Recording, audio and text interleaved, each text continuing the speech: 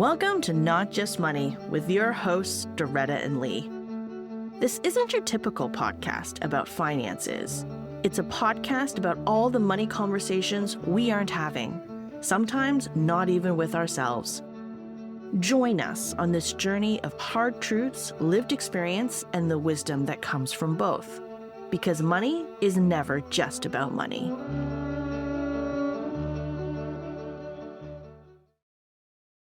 Welcome to Not Just Money with Doretta and Lee. I'm Doretta, I'm Lee. and today we're going to talk about debt.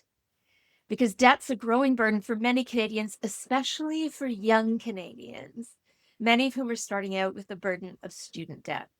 Debt is one of those things that can easily creep up on you. To be fair, it's hard to avoid debt in this day and age, and not all of it is bad. 75% of household debt in Canada is actually mortgage debt. So sometimes when you read a headline, it can be really misleading.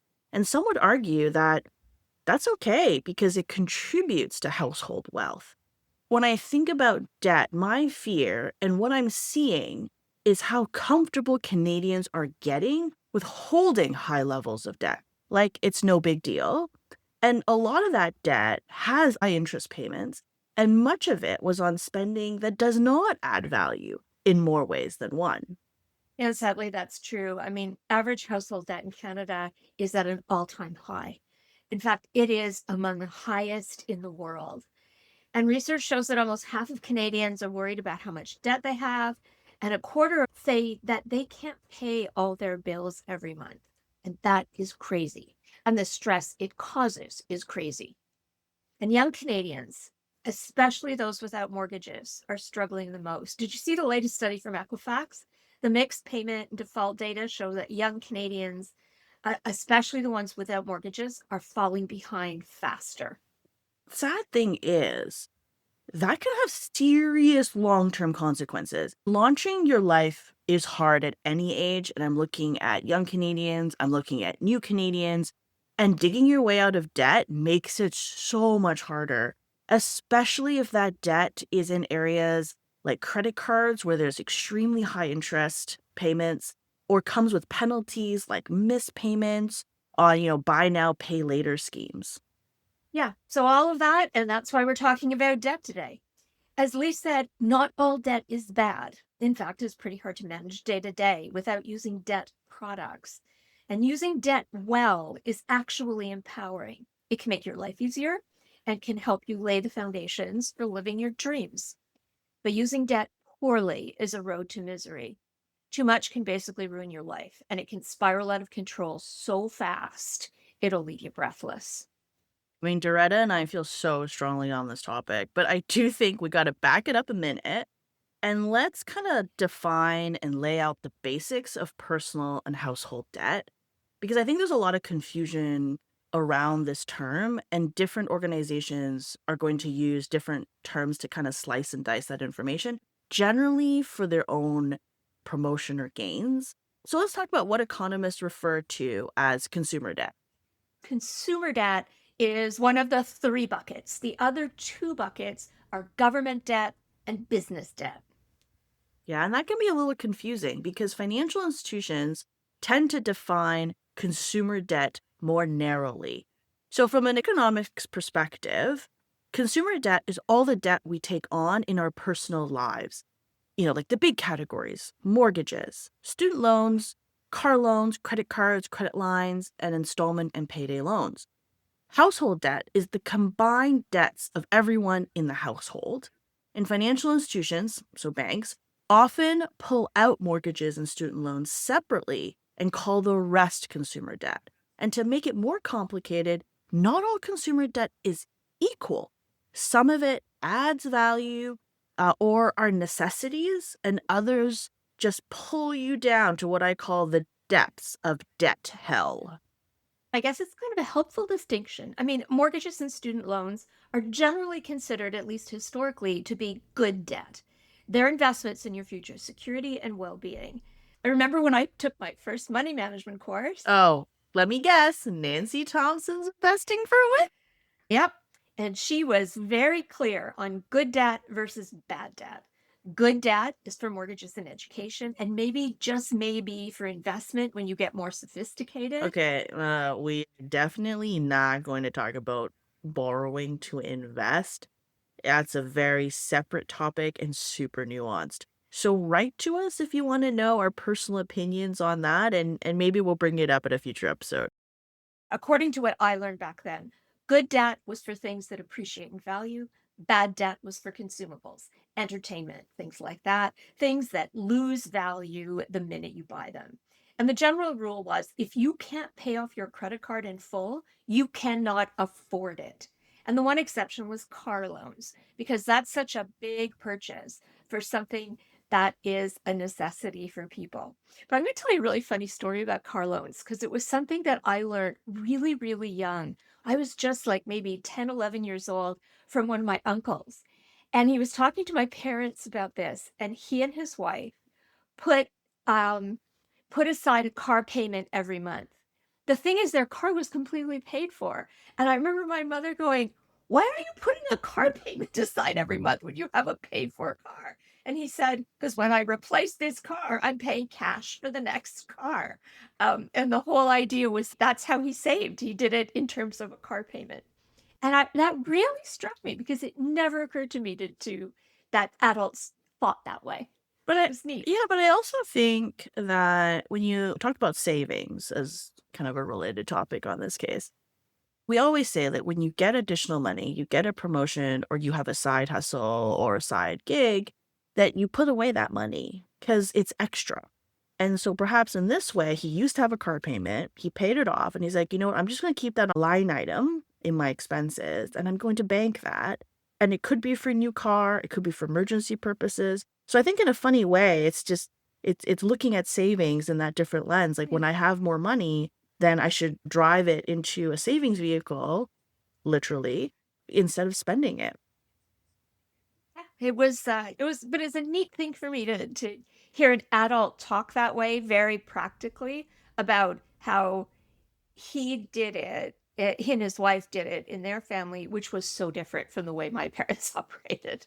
So I thought it Yes. was an interesting kind of thing. Yeah, but But anyway, but I'm not sure, going back to your previous point, that the good versus bad debt rule still applies. an interesting point.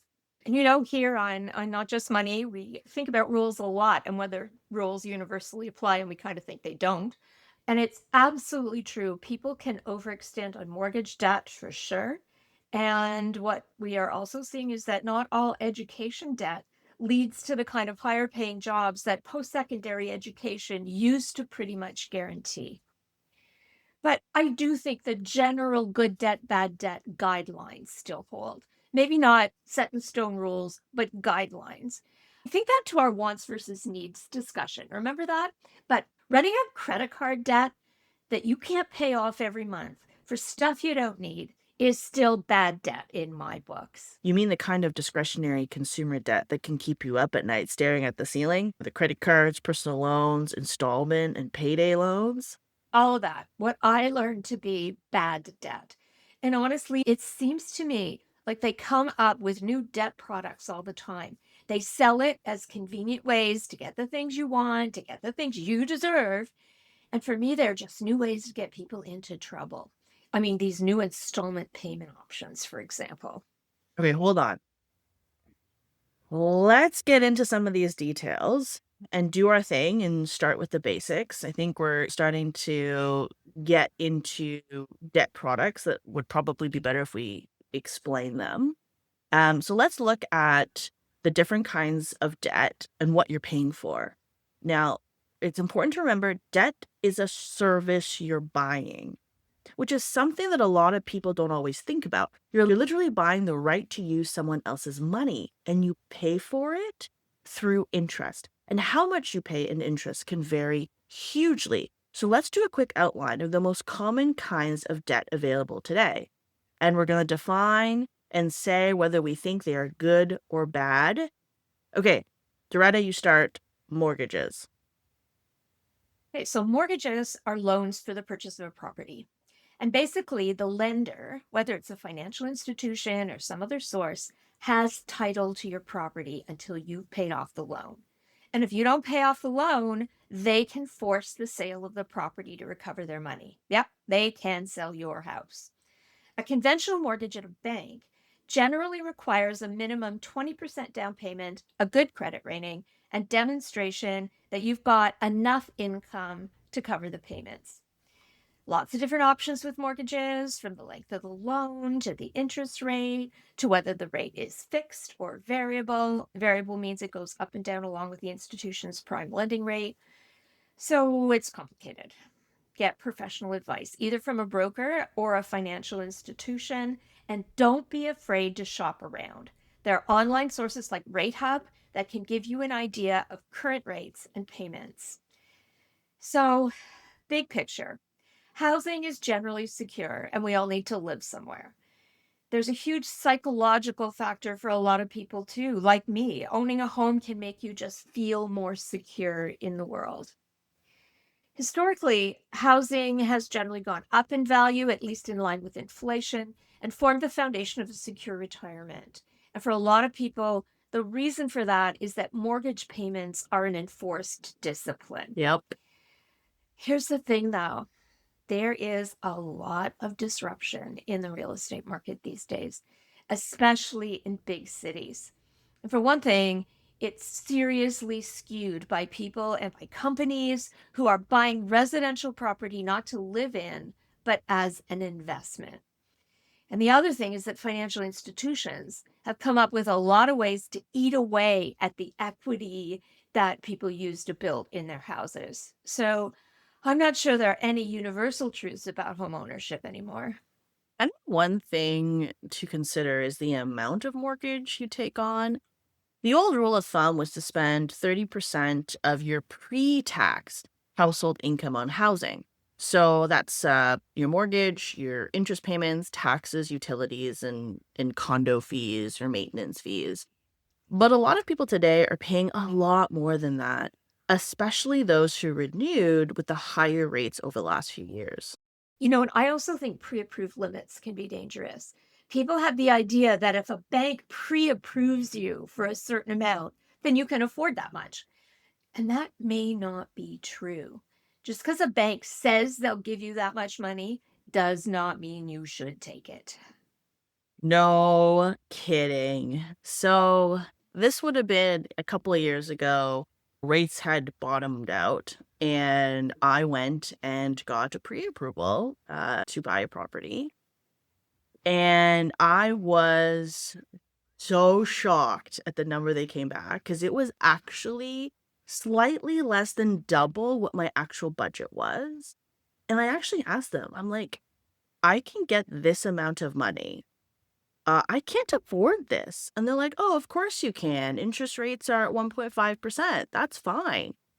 But as we know, following that period, interest rates shot up. I would have lost my shirt in that deal had I spent the entire approved amount to buy my property. And I think you can see how quickly that bedrock foundation of a home can become quicksand. Yep. I have really a similar story. A friend of mine was helping her daughter with the purchase of her first condo. And she was with her daughter, with the bank manager as they're doing a mortgage. And the bank manager actually said to her, don't worry about how much mortgage you take on. You only have to worry about monthly payments. And you can afford this because interest rates are so low. Can you imagine that? And think about it, if you're not educated enough, you'll be like, oh, yeah, that's fine. Some quote unquote expert has run the math for me and said that I could afford it. But other things in your life happen. So if all your discretionary money is going to support your property or your home, and anything happens, whether that's an emergency, whether that's a job loss, whether that's anything, how are you going to make those payments? And I think that's the part that we don't caution buyers enough when they make that decision. It's like, well, I'm buying my forever home. That's lovely, but are you in a place right now where you can purchase your forever home? It doesn't have to be I'm going to get to the finish line at my first shot. That is so true. It's really interesting how they'll sell you on debt products. And remember, mortgages are a debt product by getting you to focus on the monthly or bi-monthly payment, not on the total debt you're taking on.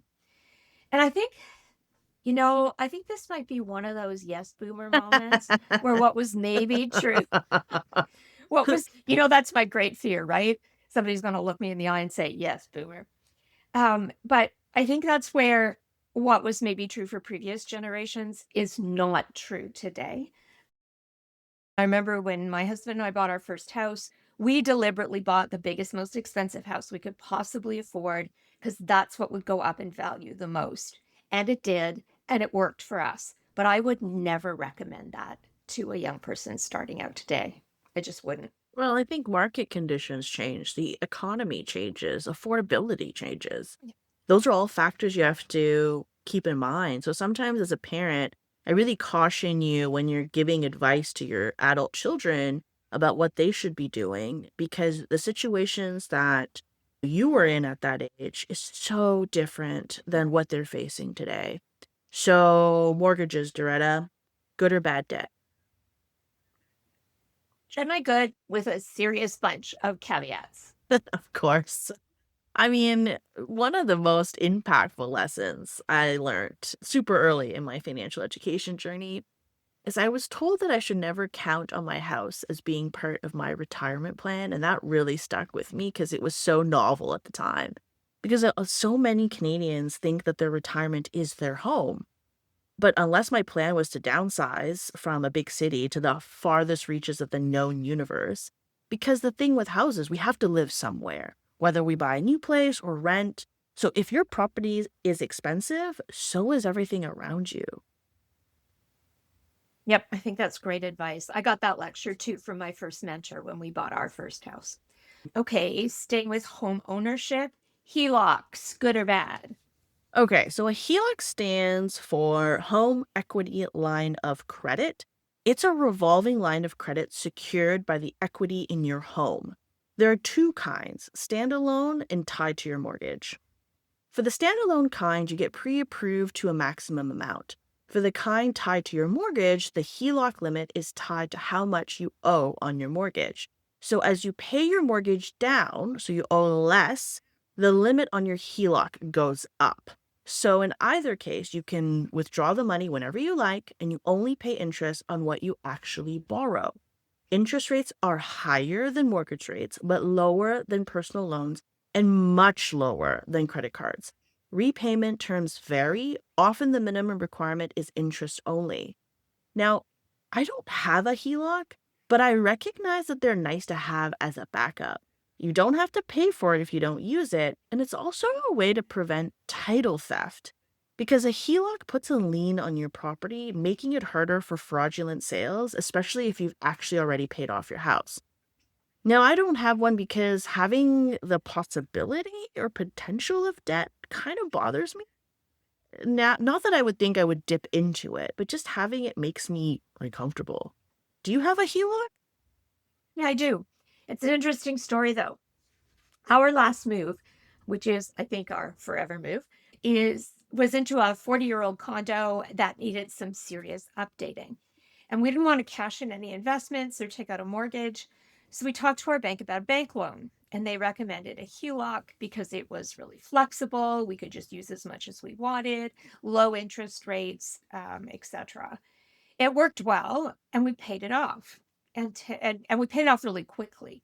But 10 years later, we still have it sitting there with a zero balance in case we ever need it. And also, like Lee said, because it really is a protection against fraud. It's a kind of frontline thing. So we do that. But here's the thing. When we met with the bank manager, I asked for a very specific amount of money to fund the renovations. And I had planned those renovations very carefully, budgeted them very carefully. And when we went back to the bank to finalize all the arrangements, our bank manager told us that she'd had us pre approved for twice the amount I'd asked for just in case. Mm-hmm. Now, at the time, it kind of felt like she'd done us a favor, right? But by signing us up for double what we'd asked for, she was actually doing what was better for her and better bank. Did it make a difference to us? No, not at all. We had a budget, we stuck to it, and it just sits there with a zero balance. You don't pay for it if you're not using it. But for a lot of people, those pre-approved dollars would be dangerously tempting. And that's a very serious downside of HELOCs. People can be tempted to use them like bank accounts, and that can seriously deplete your home equity, especially if you have one tied to your mortgage. And remember, interest rates are generally tied to prime. So when they go up, you can find yourself in a lot of trouble. And a lot of people have learned the hard way over the last few years. Yeah, and I think in many cases, the financial institution actually even has the right to demand payment in full at any time. So, what do you think?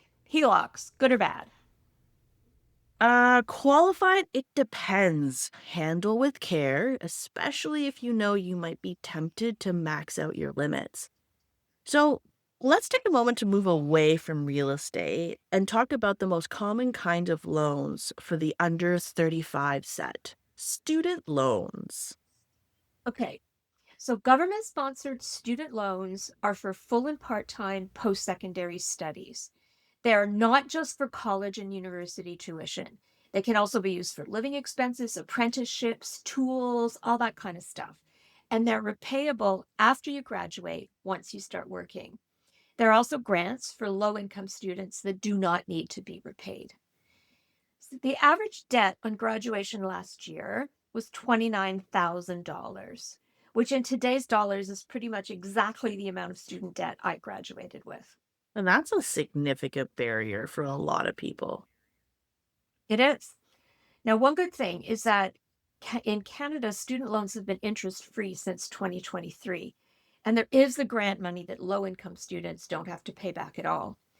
And another thing is that there are some degrees that have special terms. So, did you know that student loans for family doctors and nurses are forgiven if you go to work in a rural or remote community? Huh. Interesting example of, I guess, public policy in action. So, student loans, good or bad? I'd say generally still good debt to the extent that they prepare you for better jobs and higher earnings, especially now that they're interest free. But choose your program carefully if you expect it to lead to higher earnings. Thoughts, Lee? Okay, so this kind of feels like a betrayal because I went to business school, but I feel a deep sadness at the loss of the arts, humanities, philosophy. Mind you, with Asian parents, I really had three options. It was law, medicine, or business. But if I had a choice, what I really wanted to do was go into fine arts and be a painter. Uh, and, over the last decade, you've seen enrollments changing to reflect this whole emphasis on job preparation, studying to get a better job. But I think over the next decade or two, we're going to see another shift in education, and it's going to really turn itself on its head. And I think a lot of the studies that are currently being selected will be seriously disrupted. Now, whether that's because of the true democratization of education, just look at things like Coursera or just how many free programs and courses you can learn through different universities and colleges online, or just YouTube. And I think the other huge disruptor is artificial intelligence, AI. I think a degree in humanities, so philosophy, writing, history, the traditional art programs, these prepare you to do so much better at writing prompts and assessing AI responses. That could really reverse this current trend that's away from humanities back to them in the long term. As a philosophy graduate, I hope you're right. You know my thoughts on humanities and the arts. I think the point of an education is to teach you how to think critically, which really ties into your point about AI, the ability to act, to ask, and to assess, right? It's that kind of discipline.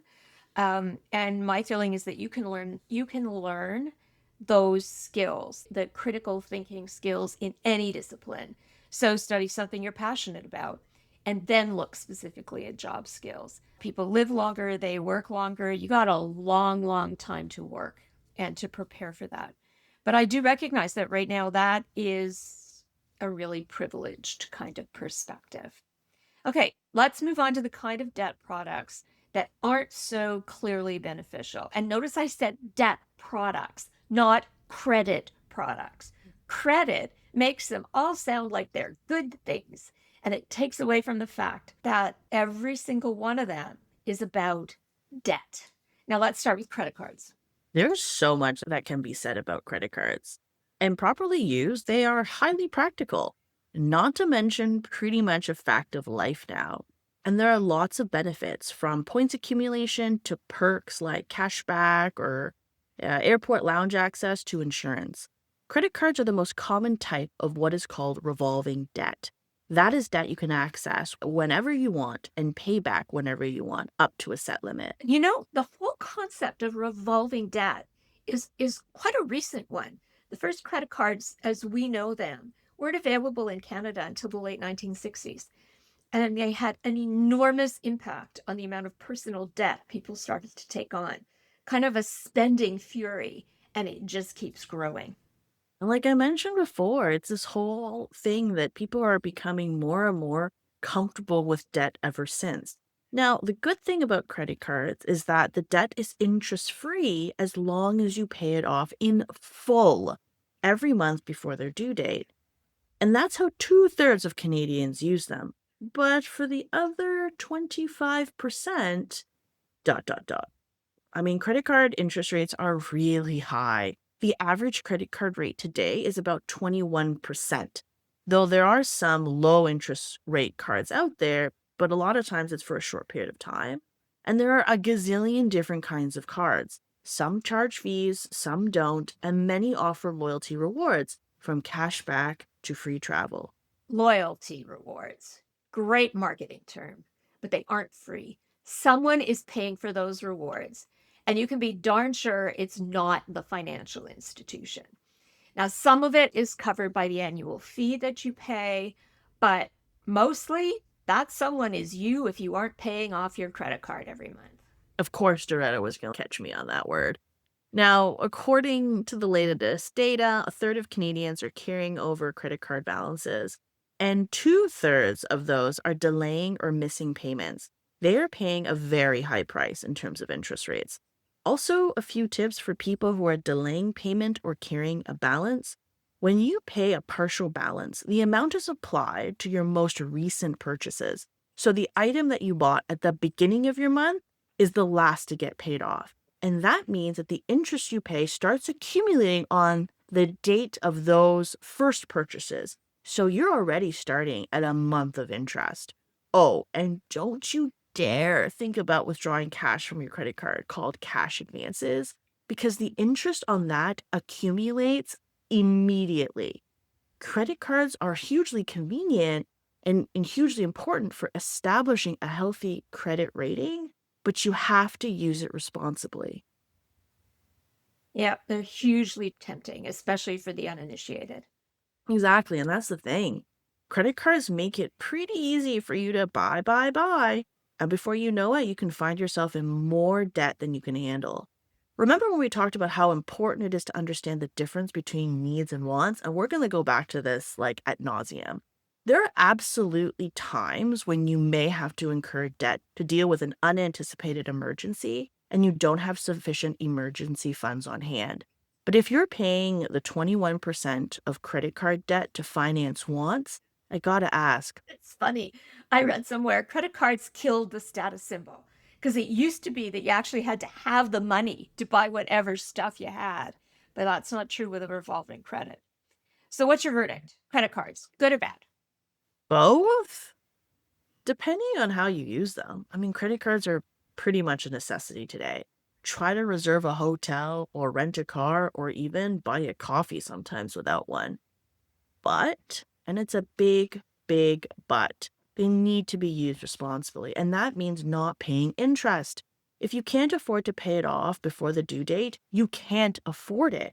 And also, if you choose a particular credit card for the perks, remember that most of those have annual fees. So make sure you know what those perks are and that you use them. Because at the end of the day, like Doretta said, you're paying for them. Yeah, earn them and burn them. Yep. All right, let's go to the next one.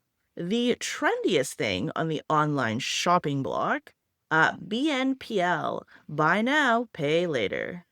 So actually, buy now, pay later, which is at root a catchy name for installment loans, have been around for a really long time. I mean, when you think about it, car loans are a kind of BNPL, but that's not what we're talking about right now. Car loans are installment loans, true, but they're secured by the car itself, and you pay for them at an agreed rate for the entire term of the loan. And I vaguely remember that furniture and appliance stores used to advertise BNPL plans. Although I think there was a lot of criticism around them. There was a lot of circularity. People got trapped in this thing of the sofa or the stove or whatever would have fallen apart before you'd even pay for the loan. It was there was a lot of criticism, but I think credit cards killed off most of that business. But anyway, the current version of BNPL like Afterpay and Klarna and PayPal Pay Later, that is definitely a new twist because they're now available for all kinds of purchases, even very small purchases. And the deal is something like zero interest, 4 monthly payments, no credit checks. Ugh. So, how many times have you made an online purchase and up pops a BNPL offer? All the time. Every purchase I make online, I feel there is a possibility of paying it in installments. Did I tell you I actually did it once by accident? And this was years ago before, yeah, before there was that acronym. I was buying beauty products online, and there was this option to delay payment, and I thought I was being smart by thinking, "Ooh, delayed by 4 months, time value of money," and it was like $50. But I stressed about it for 4 months, wondering when it would hit my credit card. Never again.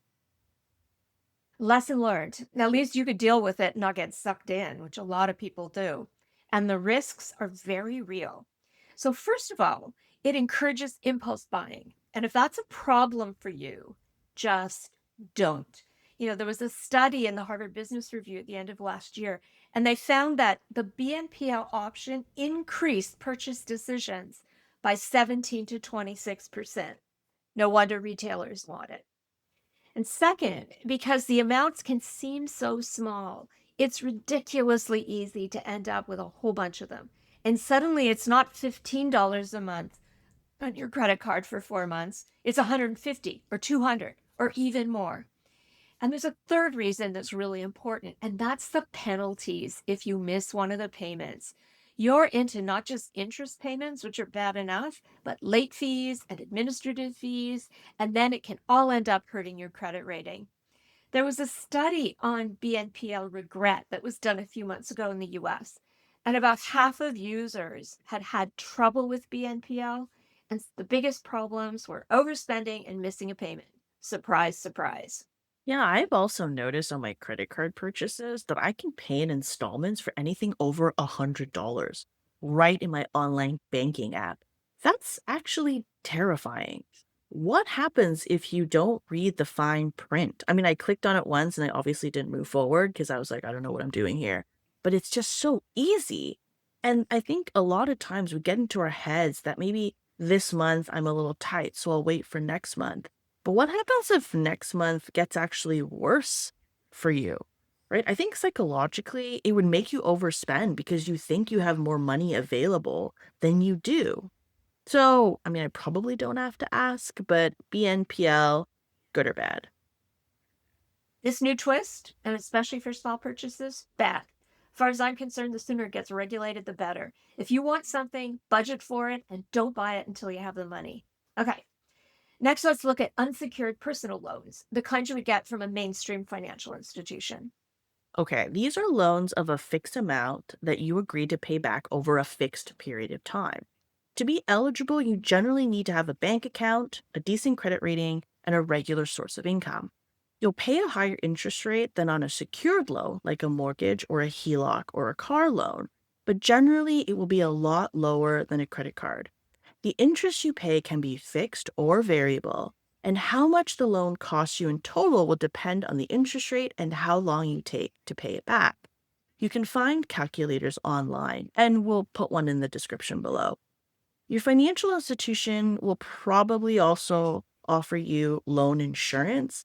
The big caution here is not to borrow more than you need.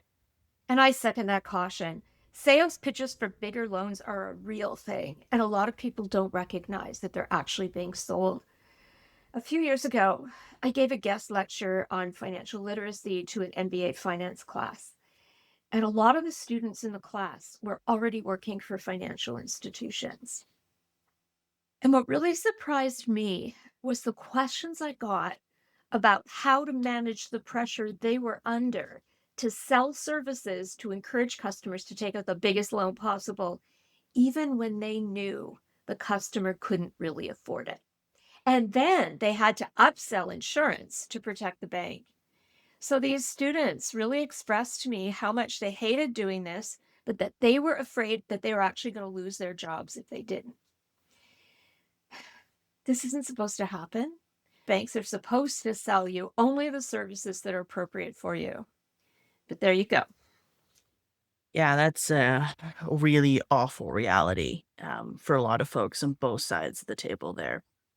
Okay, I'm going to throw in another financial product here that's kind of like an unsecured loan, but also kind of like a credit card. Personal line of credit, Doretta, stop reading my mind. Remember we talked a few minutes ago about HELOCs? that's the home equity line of credit. Yeah, the HELOCs are secured by the equity in your home, but you can also get an unsecured personal line of credit. That's like a personal loan, but it offers revolving credit like a credit card. You are pre approved up to a limit, and the interest rate will generally be higher than a HELOC because it isn't secured, so you don't have an asset against it, but still lower than a credit card. And like a HELOC, you only pay interest on the amount you borrow. Yeah. I used to have one of those actually when my husband and I were both self-employed. And sometimes things don't come in, invoices don't get paid or whatever. We didn't use it very often, but this was a product that I think you used more before HELOCs existed. Okay, so what's your take? Personal loans, personal lines of credit, good or bad? Oh, why do I always get the "it depends" answers? But it depends. On your situation, your other options, etc., and your level of self-discipline. Use only when necessary. I have another cautionary tale. Now, years before I was more financially educated, I was offered a personal loan that was tied to my bank account. If I didn't use it, no problem, I didn't pay for it. But what happened was that that amount I was approved for was added to my bank account balance. Like that money was mine. It freaked me out. I canceled it the next day. But can you imagine what does that do to your sense of spending? Like I had $100 in my account and now I had like $2,100, right? And now I have all this extra cash. So I'm like, oh yeah, of course I can buy all these things. But that $2,000 isn't my money. Anyways, I'm still kind of traumatized by that experience. I'm going to leave the last word for you because I know how passionate you are about them. I mean, obviously not in a positive way, but this is definitely not an "it depends" answer. Payday loans. Uh, Payday loans. Okay, payday loans are small value loans that are borrowed for a short period of time, generally a week or two, until your next payday, hence the name. They are the single most expensive way to borrow money legally, about 7 times as much as a cash advance on your credit card. 7 times? You heard that right. I want to be very careful here and very respectful because nobody thinks payday loans are a good idea. I could tell you horror stories about how they have literally led people to homelessness because the penalties for missed payments can be terrible. The thing is, these loan companies are the lender of last resort. And the reality is, the vast majority of the people who turn to them, they don't have any other options. Payday loans are one of the harshest examples I can think of how expensive it is to be poor, even in a country as rich as Canada. But that's a public policy issue. There's another component I often feel really sad about, and that's a lot of people turn to them because they are so pleasant to deal with. Some people, even when they can move out of that cycle, and it's hard to get out once you're in it, actually go back because they feel seen and are treated with respect. What does that say about our Yeah. mainstream services, Yeah. right? I saw that research too. It just it breaks your heart. Yeah, and I mean, poverty is hard enough. Don't make it worse by being an ass. And I'm looking at you, banking institutions. So, payday loans, bad? Yeah, stay away if you possibly can. Okay. So that was our walkthrough of the most common kinds of debt that are available to us. You might have or might have used all, some. I wouldn't say none. You probably definitely have one product. And I think we've made the point that not all debt is bad. In fact, incurring debt to buy a house or to invest in your education can, in most cases, make very good sense. But here's the big question: how do you know if the amount of debt you have is getting out of control? Okay, so there's some rules of thumb about how much debt is too much. Um, and you know us, we're not about rules written in stone, but guideline kind of things. I think the most common one is something called the debt to income ratio. It's your DTI if you want to impress your friends and family with initials. Your DTI is the percentage of your total gross income that goes to pay back and service debt, and mortgages are included in that debt. So basically, if you make $50,000 a year and you're spending 10,000 of it servicing debt, paying mortgage, all that kind of stuff, your DTI is 10 over 50, which would be 20%, right? Am I doing the math right? That's kind of how it works. So how the sliding scale works, if that ratio is about 35% or under, that's considered really good. 36 to 42 is manageable. 43 to 49 is a red flag. And over 50% is danger territory. And that DTI ratio is a pretty good determinant of how likely you are to get approved for a bank loan. And we'll put a link to a DTI calculator in the podcast notes. But just keep in mind what Lee was saying about how they calculated how much of a mortgage they were willing to give her. DTI is one of the things they look at, and they can move you into that 50% danger thing scarily easily. It's so true that sometimes you don't know how the math works and you think that they've already done it for you, but they haven't used math that acts in your favor, especially because they don't take into account any of the variables of your life or situation that can change. I do think it would be helpful to look at some of the common red flags that you should watch out for, signs that you can tell it's time to nip your spending in the bud. What do you think, Doretta? Yeah, I think so.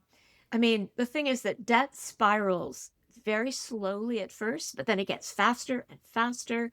And so the sooner you recognize the warning signs, the better. It's better for your financial health, but it's also better for your mental health. I think one of the earliest warning signs is that you can't save any money at the end of the month because you're paying so much in interest on loans and credit cards. And that is the beginning of a spiral that can progress to only being able to make minimum payments and then to maxed out credit cards. Yeah, and from there, it can escalate even further, seeking out credit limit increases on your credit cards and lines of credit or additional cards because you've maxed out what you already have.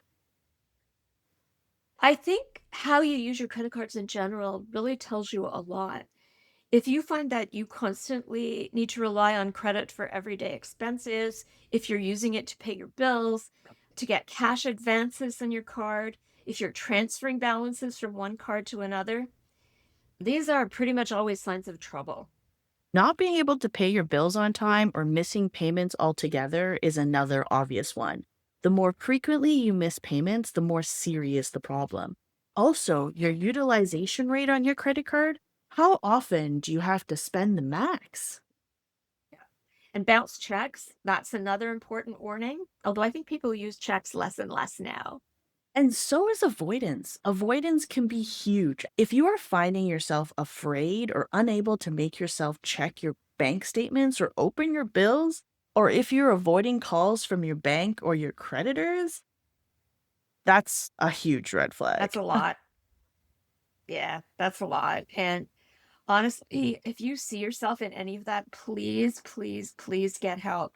The stress that debt can put on you, the impact it can have on your health, your mental health, your physical health, it's awful.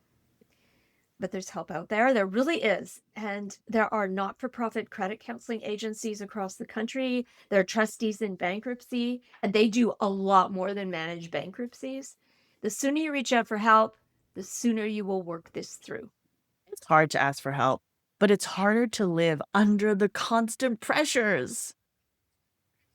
It is. It is. And the sad thing is, research shows that the average indebted person waits about 3 years before they ask for help. I've interviewed a lot of financial planners and bankruptcy trustees, and every one of them has told me their clients all say they wish they'd gotten help sooner. And just make sure you reach out for qualified help.